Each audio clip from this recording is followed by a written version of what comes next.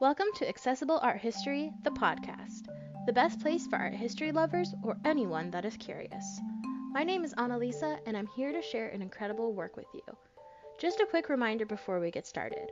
All sources and images will be posted on the Accessible Art History blog. You can find the link in the episode description as well as on our Instagram at accessible.art.history. Now that we have that out of the way, let's get started. For this week's episode, and the last episode of Season 1, we are going to be discussing one of the most famous pieces in the history of art, the Mask of Tutankhamen. It served as his funerary mask and was created around the time of his death in 1323 BCE. Howard Carter discovered it in his tomb in 1922, nearly 3,300 years after it was sealed. For many people around the world, this work represents the entire ancient Egyptian culture. Although you probably already know what the mask looks like, it's still important to discuss its appearance. This death mask represents Tutankhamun as the god Osiris, the lord of the underworld. It stands at about 1.8 feet tall and weighs a whopping 22 pounds. The beard alone makes up a quarter of the weight. The majority of the mask is made of gold, but there are semi-precious stones used for details. Lapis lazuli forms the brilliant blue stripes. This is an extremely expensive material. It had to be brought in from Afghanistan, so it was reserved for only the richest members of society. The brownish-red details are made of carnelian, and his eyes are made of obsidian. There are also a few pops of turquoise. Arguably, the most important details of the mask are the elements of kingship. It shows Tutankhamun as a powerful ruler in his own right. First is the nemes, or the cloth headdress. This is akin to a crown in later cultures. On the nemes are two animals, a cobra and a vulture. The cobra, known as a wajet, was the traditional symbol of Lower Egypt. The nekhet, or vulture, was a symbol of Upper Egypt. Together, they show that Tutankhamun was the pharaoh over both domains. Additionally, the long tube-shaped beard was a traditional symbol of Egyptian pharaohs, dating back centuries. Because this piece served as a death mask, a protective spell is engraved into the shoulders and back. It comes from the Book of the Dead, which, if you remember from our last episode, was a holy text with instructions and spells on how to get through the afterlife. The particular passage on Tutankhamun's mask is from chapter 151. It reads, and a quick thank you to the trustees of the British Museum and their 1972 book, Treasures of Tutankhamen, for the translation, because I definitely don't know how to read hieroglyphics. Thy right eye is the night bark of the sun god. The left eye is the day bark. Thy eyebrows are those of Aeneid of the gods. Thy forehead is that of Anubis. The nape of the neck is that of Horus. Thy locks of hair are those of Ta-Sokar. Thou art is front of Osiris, Tutankhamun. He sees thanks to thee, thou guidest him to the godly ways. Thou smite him for the confederates of Seth, so that he may overthrow thine enemies before the Aeneid of the gods in the great castle of the prince, which is in Heliopolis. The Osiris, the king of Upper Egypt, Nebekhepure, which was Tut's throne name, deceased, given life by Re. One strange detail of this mask is the pierced ears. This was almost always reserved for masks of women and children. There is also a partially erased cartouche on the interior of the piece. Does this mean it was originally intended for someone else? We'll discuss it later in the episode. When analyzing this mask, it's important to understand who Tutankhamun was. He was born around 1342 BCE, the son of Akhenaten and a woman deemed the Younger Lady by archaeologists that discovered her mummy. All three of these people were members of the 18th royal dynasty during the New Kingdom period. We discussed Akhenaten in our last podcast episode, so give it a listen if you haven't already. Despite advances in scientific technology, Egyptologists still don't have a name for the Younger Lady. Through DNA testing, it was determined that she was Akhenaten's full sister. They were both children of Pharaoh Amenhotep III and Queen Ti. Incest was quite common in the ancient Egyptian royal family because it mimicked the sacred union of Osiris and Isis. Due to this, Tutankhamun had a number of congenital issues, including a clubbed foot, a cleft palate, and scoliosis.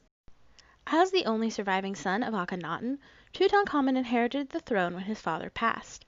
However, he was only 9 years old at the time, so a vizier named A technically ruled over Egypt. When Tutankhamun came of age, he set out to undo many of the changes his father's reign had brought about. Due to the numerous construction projects in the new capital of Amarna, the Egyptian economy was in shambles. Tutankhamun moved the capital back to Thebes and did his best to bring in new trade deals to bring money back to the empire. There is also evidence that Tutankhamun embarked on military campaigns, possibly to expand the borders. Like his parents before him, Tutankhamun married his half-sister, Anck-su-namun. They shared the same father, but Nefertiti was actually the mother of Anck-su-namun. In his tomb, there are many images of the couple as co-rulers, indicating that he also made his half-sister his great royal wife. Additionally, 2 female fetuses were also buried with him. Testing showed that one was stillborn at 5 to 6 months of gestation, while the other made it to full term but died shortly after birth. Both babies are the daughters of Tutankhamun and Anck-su-namun. Sadly, Tutankhamun would only reign for about 10 years. He died around 1325 BCE at the age of 19. His reign was not remarkable, though that wasn't his fault. It was simply too short for him to be an effective ruler. He was buried hastily, more about that later, and was actually succeeded by his former vizier A. He was the last of his line, and it wasn't long before the 19th dynasty took over rule of Egypt. For the next 3,300 years, Tutankhamun's name faded into obscurity. Nobody remembered the boy king or his short reign. But on November 26, 1922, that all changed. For 10 years, Howard Carter and his team, financed by Lord George Herbert, the 5th Earl of Carnarvon, had excavated the Valley of the Kings in Egypt. Despite finding multiple sites associated with the 18th dynasty, Carnarvon decided that the 1922 season was going to be the last for their crew. Without a major find, it was becoming a money pit. There was some evidence in the area that there was a pharaoh's tomb that had yet to be discovered. In KV, the Valley of the Kings designation, number 54, there were a few items bearing Tutankhamun's cartouche that were found. Towards the end of the season, Carter decided to investigate a series of ancient huts that had been found a few years before. After clearing some debris, a water boy named Hussein Abdel Russoul noticed a series of carved steps. This was the tomb of Tutankhamun. According to his notes, Carter said this about the discovery. This is courtesy of the Treasures of Tutankhamun published by the Metropolitan Museum of Art. At first, I could see nothing, he wrote, the hot air escaping from the chamber causing the candle flame to flicker, but presently, as my eyes grew accustomed to the light, details of the room within emerged slowly from the mist, strange animals, statues, and gold. Everywhere the glint of gold. After a pause, Carnarvon asked, "Can you see anything?" And Carter replied, "Yes, wonderful things." The discovery of King Tutankhamun's tomb was one of the biggest archaeological finds in history. It shook the world with the vast amounts of treasure and knowledge it unlocked. Despite Tutankhamun's status as pharaoh, his tomb was extremely small. In the show notes, there are links to a couple of YouTube videos that walk you through the layout of his tomb compared to those of other pharaohs. I highly recommend you check them out to understand just how small Tutankhamun's tomb was. The tomb itself was hastily decorated with protective spells and instructions from the Book of the Dead. There are even paint drips that run down the walls, where the artist did not allow for it to dry before continuing on. But, despite these details, it was filled with objects fit for a king. In total, there were 5,398 items in Tutankhamun's tomb. They varied between household items, jewels, gold, military equipment, funerary objects, just to name a few. It took Howard Carter a full 10 years to catalog everything. The fact that the tomb was intact in 1922 is, well, to be frank, a miracle. Many of the pharaohs of Egypt's final resting places were robbed in antiquity, but Tutankhamun's small tomb seemed to have worked in his favor. When thieves broke into the antechamber, it seemed that they believed that was the only room. But if they had just looked a little farther, they would have found the trove of priceless treasure, which is very lucky for us. Next, we're going to talk about the man that discovered the tomb, Howard Carter. But first, let's take a quick break.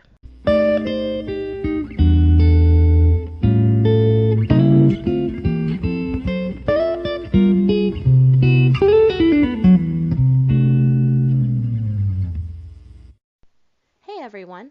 I wanted to take a quick break to tell you about what software I use to bring Accessible Art History, the podcast, to life. It's called Anchor, and it's truly made a difference in my mission of making art history fun and easy to learn about. Although I'd always thought about adding a podcast to my content creation, the thought scared me. I'm not an audio engineer or a tech guru, but Anchor makes it so easy. You can use their website or app to record, edit, and spice up your audio with music. They partner with you to make your podcast a success. Not only do they take care of distributing it to all the major platforms, including Apple Podcasts, Spotify, and Google Podcasts, but they even match you up with sponsors with no minimum listenership required. It makes creating a podcast easier than I honestly thought possible. But the best part, it's absolutely free to use. As someone who is in the beginning stages of content creation, I'm so thankful to have a free platform that helps me create a quality podcast. If you want to get started on your own podcast, simply go to anchor.fm, that's ANCHOR-FM, or download their app on your preferred app store. Thanks so much for listening.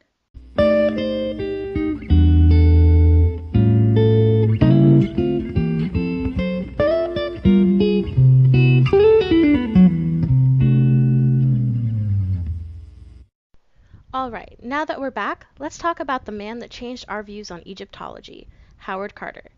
In some ways, it seems to be fate that he would discover the tomb of Tutankhamen. He was born on May 9, 1874, in Norfolk, England. Near his home was Didlington Hall. The owners had an incredible collection of ancient Egyptian artifacts that was open to the public, and Carter would often visit. This sparked a love for the country that would persist throughout his life. In 1899, Carter started working as the chief inspector of the Egyptian Antiquities Service. This was a precursor to the Supreme Council of Antiquities that we know today. However, he resigned in 1905 after the Saqqara affair. This was when a group of French tourists were acting disrespectfully at a site. The Egyptian guards attempted to keep the peace, but things got out of control. Carter sided with the guards, which displeased his British supervisors. Without the Saqqara affair, the dynamic duo of Carter and Carnarvon would have never come to be. They started working together in 1907. Digs occurred every season except when Europe was engulfed by World War I. After the discovery of Tutankhamun's tomb, Carter traveled the world on a grand educational tour. After this, he worked for several museums as a collector and lecturer. Sadly, despite the find, he was never honored by the British Empire for his service to the humanities. When he passed from cancer in 1939, his funeral was only sparsely attended. Besides all of the amazing artifacts and treasure that came out of the tomb, something else did too: Egyptomania. Now, Egyptomania had been around before this. In fact, it started when Napoleon and the French army brought artifacts back from their battles to Western Europe. This inspired countless plays, works of art, operas, and even a unique architectural style. But with the discovery of Tut's tomb, Egyptomania truly swept the world and consumed the public's imagination. It was seen as romantic, mysterious, and exotic. One of the most interesting things to come out of this wave of Egyptomania is the 1932 movie The Mummy. It was a part of the Universal Monster movie series and starred the great Boris Karloff. The story takes place in 1921 and is about an archaeologist who accidentally awakens a mummy named Imhotep. He spends the film looking for his lost love, Anck-su-namun. Sound familiar? It's a great movie, and I inspired the 1999 version starring Brendan Fraser and Rachel Weisz. Another element in the public's imagination is the supposed curse, because what's an ancient tomb without a curse? Despite popular belief, there is no evidence that the tomb had a spell on it. Although some tombs have been found with hieroglyphic curses etched into the wall, those tend to date from the Old Kingdom period, several centuries before Tutankhamun lived. In all honesty, the curse was invented by newspapers to sell more copies. To use modern terms, they were trying to go viral. However, there are a few mysterious deaths associated with the tomb, which perpetuated the curse rumor. For example, Lord Carnarvon died only 5 months after the discovery. After being bitten by a mosquito, he accidentally opened the bite with his shaving blade. He contracted blood poisoning as a result. George J. Gould I, a visitor, died on the French Riviera just a year after the tomb opened. He developed a fever. A.C. Mace, a member of the excavation team, died in 1928 from arsenic poisoning. And the Honorable Richard Bethel, Carter's secretary, died in 1929. Someone smothered him. Another mysterious aspect of Tutankhamun's tomb is the question of the manner of his death. Both his mummy and that of his mother sustained some sort of head wound, but in 1922, technology didn't allow for further examination. So, this coupled with his hastily constructed and small tomb, and the fact that many of his artifacts were marked for a queen, led many people to believe that he and his mother were murdered. In some ways, it makes total sense. Akhenaten had completely uprooted society, so it wouldn't be surprising for someone to want to eliminate his line. In 2006, technology finally allowed for a more thorough examination of Tutankhamun's mummy, and the results were shocking. As it turns out, he wasn't murdered. The damage to his skull was done post-mortem, most likely when Carter tried to remove the mummy from the coffin. The embalming fluid had leaked out of his body and formed a glue-like substance. In addition, the CT scan was able to pinpoint a possible cause of death. Tutankhamun's leg was fractured, not long before his death. Scientists were able to determine this from the embalming fluid because it flowed into the break. This could have led to his death in one of two ways. It either became infected, which directly caused his downfall, or the infection wasn't that severe but weakened his immune system enough for another disease to kill him. Regardless, Tutankhamun wasn't murdered. The discovery of Tutankhamun's tomb and the treasures inside is one of the most incredible archaeological finds in history. It changed our perspective on ancient Egyptian culture and created an era of mystery and glamour for study of eras past. With the end of this episode comes the end of our first season. What a wild ride! We covered over 30,000 years of history in just 5 episodes. Our second season starts next week, where we are traveling to ancient Greece and Rome. If you enjoyed our first season, please leave a rate and review on your favorite podcast platform. It helps out a ton in spreading the show to new people. Thank you in advance, and we'll see you next week.